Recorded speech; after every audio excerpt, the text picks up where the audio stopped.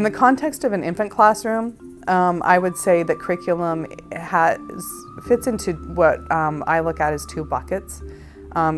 Thinking about curriculum is what happens during the day, regardless of whatever it is. There's needs nothing time and needs something time. And that's on a biological needs level. Children need something all the time. So in needs something time, you're talking about diaper changing, feeding, napping, all of those biological needs that the children have. And the curriculum there is in the interaction and the process that happens for that. It's about talking the child through the process, interacting with them, helping them learn to understand, soothing them to sleep as they get older, helping them understand how to help themselves go to sleep.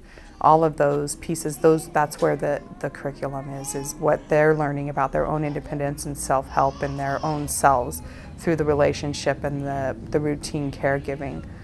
During that needs nothing time, which again we're talking about the biological needs nothing time, is the opportunity for what others might really consider curriculum in terms of engaging with the child and helping them really focus on milestones, development, the next step. So it's book reading and singing songs and playing peekaboo types of games, and are helping them explore a mobile, or playing hide and seek to work on their object permanence, or encouraging them to roll over or scoot, or all of those pieces. So that happens in that other bucket. The real definition in early childhood of curriculum is every experience that children encounter from the moment you receive them to the moment you tell them goodbye. And if you think of it in terms of experiences, then it's not misused. But even at the 4-year-old level, it's experiences. And even at the brain research level, it's experience that wires the brain and repetition that strengthens the wiring. So when you define curriculum as experiences, it's not misused. When you think about those experiences that make up infant curriculum, it is what's happening developmentally, cause and effect. Cognitively, cause and effect. So if I know that what's wiring in the brain of that infant in the cognitive area of development is cause and effect, then I want to create cause and effect experiences. I want to take the toys I have that are already geared that direction and keep helping children understand the relationship. I want a child to know that they can shake a rattle to make a noise, but if they shake it harder, it makes a louder noise. I want them to make all of those cause and effect connections, because that's what's wiring, and it's going to be the foundation for problem solving in all higher levels of cognitive function. If I know in that area of social development what's wiring is attachment, I want to make sure that I've given them what they need so that they feel that they can bond with me. I want to give them that one-on-one interaction. And we already talked about in the area of emotional development, it's trust that's wiring. In linguistics, it's every sound of their native language is going to wire in the brain in the first year of life. So I want to talk to them, sing to them, and I want to read to them, because our language is different in all three of those different contexts. So I want to use all different mechanisms or channels to be able to let them hear language in all different kinds of ways, so that that wiring that's happening will become more discriminate. So that when that child's 5 and the teacher's trying to teach them the phonetic sounds of letters, they'll be much more able to hear the differences in letters, because I've laid the foundation all the way down here in infancy. There's a group I work with in New Jersey, the Coalition of Infant Toddler Educators, and one of our favorite themes is that the caregiver is the curriculum. And that means that, just as I said earlier, she understands the child, she sees what they're interested in, even if they're just looking with their eyes and they kind of stop on a book or something, and she can pick up on it and say, oh, you want to read a story now?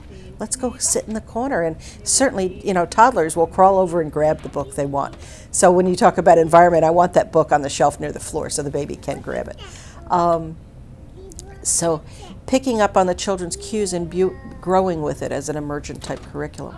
I think that, again, there are some certain things we want to make sure we have in a day. So lots of language-rich environment, music, stories, lots of interesting things to play with. And infant and toddler care, because of their personal schedules, feeding and nap time and diapering and things like that, they can all be learning environments. So that, when you're changing the baby's diaper, look them in the eye and get a great conversation going, because that's part of the curriculum.